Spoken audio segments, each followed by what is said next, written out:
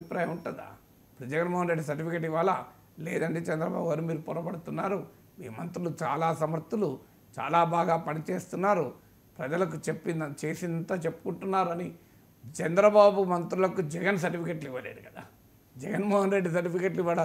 ఈ చంద్రబాబు నాయుడే విమర్శించినాక తన మంత్రుల్ని జగన్మోహన్ రెడ్డి ప్రభుత్వం అసలే పనిచేయడం లేదు అనే దాంట్లో ఆశ్చర్యం ఏముంది?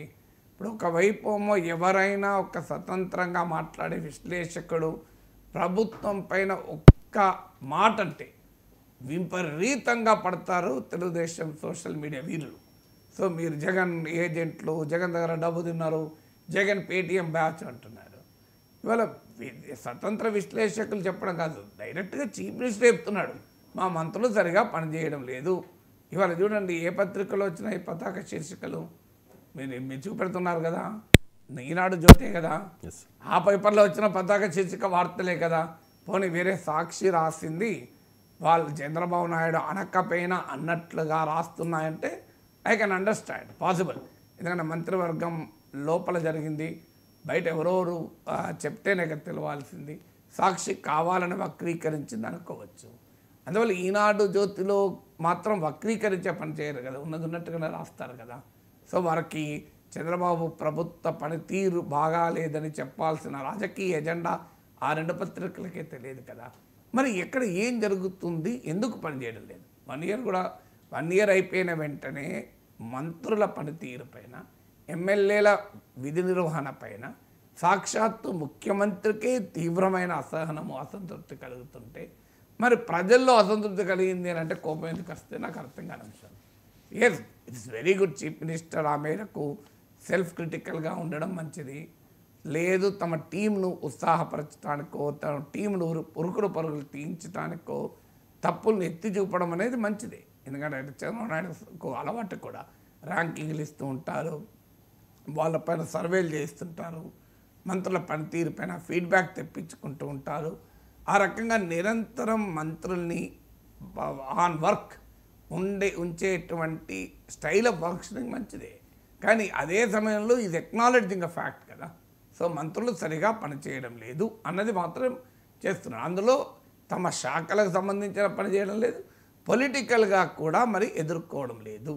ఎందుకు ఎదుర్కోవడం లేదు అంటే మరి చంద్రబాబు నాయుడుకు ఉన్నంత కసి జగన్మోహన్ రెడ్డిని మరోసారి అధికారంలోకి రానివ్వకూడదు అని ఆయన భాషలో, చంద్రబాబు నాయుడు భాషలోనే చెప్పాలంటే ఆ భూతాన్ని మళ్ళీ రానివ్వకూడదు, ఆ భూతాన్ని భూస్థాపితం చేయకూడదు, చేయాలి భూస్థాపితం అని చంద్రబాబు ఆలోచిస్తుంటే అవసరం లేదని మంత్రులు ఆలోచిస్తున్నారా? సో దీనికి ఆన్సర్ ఉండాలి కదా.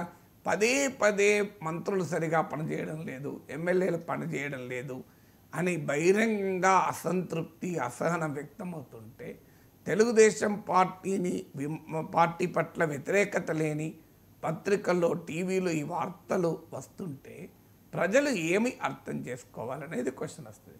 ప్రజలు 2 రకాలుగా అర్థం చేసుకోవచ్చు. ఒకటి, చంద్రబాబు నాయుడు చాలా మంచివాడు, చంద్రబాబు నాయుడు చాలా సమర్థుడు, ఆయన బాగా పనిచేయాలని తపన పడుతుంటే ఒక్కడు సపోర్ట్ చేస్తలేడు, ఈయన పాప ఆయన ఏం చేస్తాడు అని సింపతి చూపెట్టడం, చంద్రబాబు మీద వ్యతిరేకత ఉండకుండా ఒక రకమైన షీల్డ్ క్రియేట్ చేయడం, బలి పశువులుగా అవసరమైతే మంత్రులపైన వేయడము, మంత్రుల్ని తొలగించడం, ఇదొక వ్యూహమై ఉండాలి.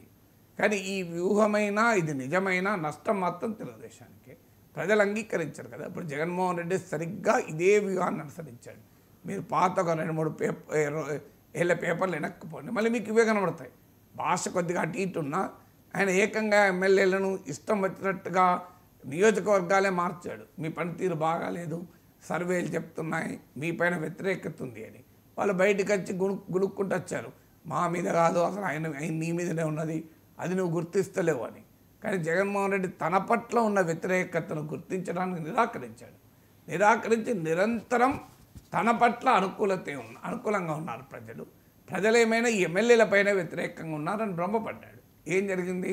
164 సీట్లలో ఓడిపోయారంటే అది ఒక ఎమ్మెల్యే పైన, ఒక మంత్రి పైన వ్యతిరేకతతో సాధ్యమవుతుందా? అది ఖచ్చితంగా జగన్మోహన్ రెడ్డి పట్ల రాష్ట్ర వ్యాపిత సార్వత్రిక వ్యతిరేకత ఉంటేనే సాధ్యమవుతుంది. ఇది ఫ్యాక్ట్ ఆఫ్ లైఫ్ కదా. కానీ జగన్ అంగీకరించాడు, చివరి వరకు అంగీకరించలేదు, ఎన్నికలు అయ్యాక కూడా అంగీకరించలేదు. మీరు ఎన్నికలు అయ్యాక ఫలితాలు వచ్చాక ప్రెస్ కాన్ఫరెన్స్ పెట్టి కూడా ఏం జరిగిందో నాకు అర్థం కావడం లేదు అని అన్నారు కదా. సో చంద్రబాబు నాయుడు సరిగ్గా ఇదే అన్నాడు 2019లో. ఏం జరిగిందో అర్థం కావడం లేదు, నేను ప్రజలకు అంత ద్రోహం చేశానా, 23 సీట్లే ఇచ్చారని. సో సేమ్ వ్యక్తులు మారారు, పార్టీలు మారాయి, ఏడాదులు మారాయి, కానీ నాయకుడు తన తప్పు లేదు, తప్పంతా కింది వాడిది.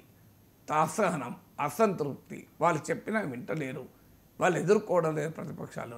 నేను ఒక్కరినే ఎదుర్కోవాలా, మీరెవరు ఎదుర్కోరా, సేమ్ రొటీన్గా నడుస్తుంది. మీరు గమనిస్తే ఎందుకు నడుస్తున్నది అంటే దేర్ ఇస్ ఎన్ అటెంప్ట్. అందువల్ల మొదటి కారణం తాను నాయకుడిలో ఎలాంటి తప్పు లేదు, చుట్టూ ఉన్న వారే తప్పులు చేస్తున్నారు అన్నప్పుడు చుట్టూ ఉన్న వాళ్ళను అవసరం వస్తే మార్చేస్తే నాయకుడు మళ్ళీ ఎఫెక్టివ్గా పనిచేస్తాడు అని రీబ్రాండింగ్ చేసుకోవడానికి ఒక అవకాశం ఉంటుంది. రెండవది ఏంటి, నిజంగానే మరి వాళ్ళు ఎవరు పనిచేయడం లేదా, ఎవరు పనిచేయనప్పుడు ఆటోమేటిక్గా అసంతృప్తి పెరుగుతుంది కదా. మరి వాళ్ళని పైన ఎవరు చర్య తీసుకోవాలి? 164 మంది కూటమి ఎమ్మెల్యేలు ఉంటే ఇప్పుడు మంత్రివర్గానికి అవకాశం వచ్చింది కొద్దిమందికే కదా. ఏమాయమీలు అనుభవజ్ఞులు ఉన్నారు కదా, వాళ్ళని తీసేది వాళ్ళని తీసుకోండి. ఓ యనమల రామకృష్ణ మళ్ళీ తీసుకోండి, ఓ గవర్నమెంట్ బుచ్చయ్య